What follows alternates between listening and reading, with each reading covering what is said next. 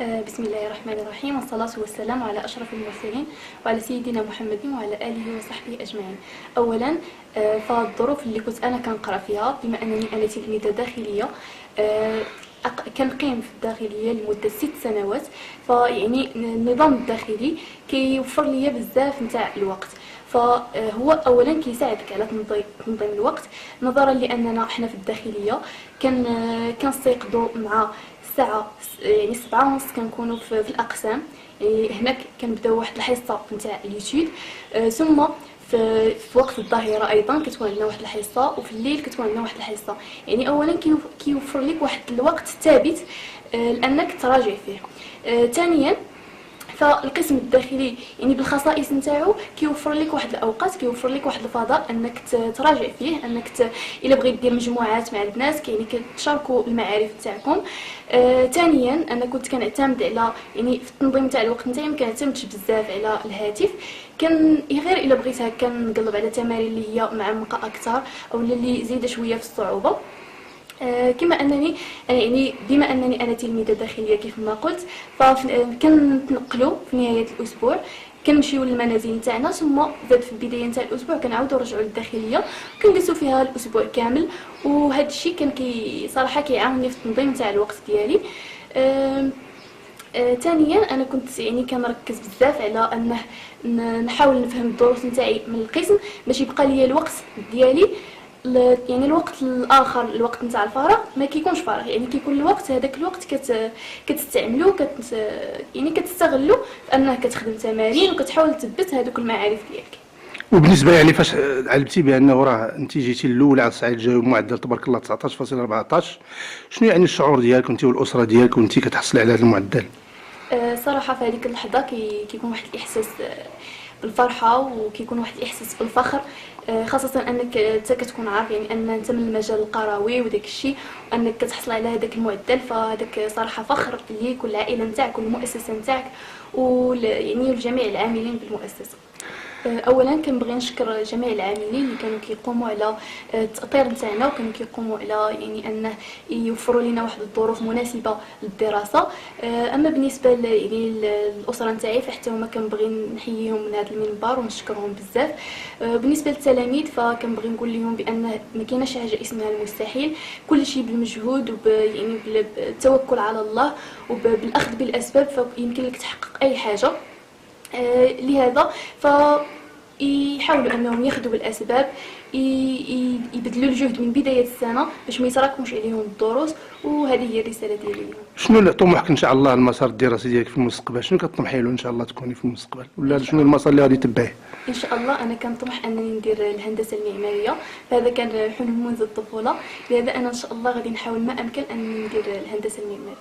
مريم الخياري، أستاذة جامعية بكلية الطب والصيدلة بالرشيدية. الوقت ديال نور الهدى الخياري صراحة هو إحساس بالفخر وبالفرحة عارمة لا تتصور. علاش هذه الفرحة؟ أولا لأنها رفعت راية العلم والعلماء، ورفعت راية القرآن، لأن كيف ما قلتي هي نور الهدى كتنتمي لواحد البيت اللي هو رباني، اللي الاب ديالها والاب ديالنا كامل الله يحفظه والله يخلي لنا امام وخطيب مسجد، وتربينا وتسقينا بالقران الكريم وبالسنه النبويه، وكلنا الحمد لله عندنا حظ من القران الكريم. والاساس هو انك يكون الاخلاق ديالك تكون القران الكريم. انا بالنسبه لي نور الهدى زعما شهاده اللي نزيدها لها على الشهاده العلميه هي انها قران يمشي على الارض. فكيف ما كنقول انه بالنسبه لنا هذه الفرحه وهذا الفخر ماشي شخصي، ماشي عائلي، ماشي لجهه، وانما هو بالنسبه لنا فخر للامه الاسلاميه، لان الامه الاسلاميه النهضه ديالها والتقدم ديالها كيحتاج بحال هاد السفيرات تبارك الله اللي جامعين من كل الجوانب، واللي هما جامعين جميع المقومات، والمقومات الاساسيه انا بالنسبه لي للنجاح ولبناء الامه ولبناء الانسان هو انه يكون العلم، ويكون داك العلم اللي ممزوج بالاخلاق وبالربانيه سي اون بو دير. بالنسبه لي اللي نقدر نقول زعما من النموذج ديالي اولا، والنموذج الحاضر اللي هو عليه كنهضروا اللي هو النموذج ديال نور الهدى، حنا الحمد لله منحدرين من عالم قروي، ولكن الحمد لله بفضل الله سبحانه وتعالى وبفضل الطموح ديالنا وبفضل الاراده والعزيمه استطعنا اننا نحققوا الطموح ديالنا والطموح ديال والدينا والطموح ديال الامه ديالنا ان شاء الله اللي هي امه اقرا. واللي بغيت نقول لاي واحد هو انه لا يوجد المستحيل. المستحيل بالنسبه ليا كيتواجد في الادمغه ديالنا، ولكن الا مشيتي قررتي سي تي فو تي بو، يعني الا بغينا راه حنا غادي نقدروا نكسروا جميع الحواجز كيف ما كانت، ولكن كتبقى خاص الاراده وخاص من طبيعه الحال الحاضنه، حيت الاراده بوحديتها عاوتاني سي با سفيزونت. دونك الحمد لله حنايا كانت عندنا هذيك الاراده اللي هي سي اون بو دير اللبنه الاساسيه، وكانت من بعدها الحاضنه ديال الاسره اللي هي تشجع على العلم. منذ نعومة الأظافر ديالنا كنكبروا بهذه الفكرة ديال طلب العلم وديال أنكم سفيرات الأمة الإسلامية، الأمة العالمة إن شاء الله زعما إن شاء الله. واللي وكيف ما قلت لك الحاضنة الأخرى هي المؤسسة. وأنا بالنسبة لي كتلميذة تخرجت الحمد لله دابا راني أستاذة، ولكن راني تخرجت من مؤسسة الحسن الأول التأهيلية بأوفوس.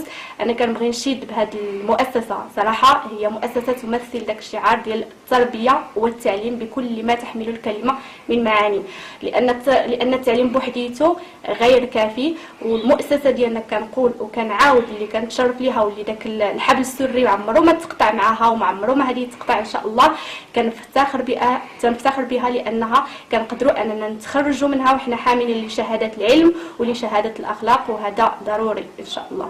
ودونك كنبغي نقول لاي واحد كيف ما كان في المجال القروي في اي مجال، تنبغي نقول له بان النجاح ممكن، لا توجد وصفه سحريه ولا يوجد المستحيل. كل ما عليك هو الاخذ بالاسباب والتوكل على الله سبحانه وتعالى، وهو كسر جميع الحواجز. وان شاء الله ما يكون هي الخير لاي واحد، الله يسهل الامور لاي واحد يوصل للحلم ديالو والرجاء ديالو.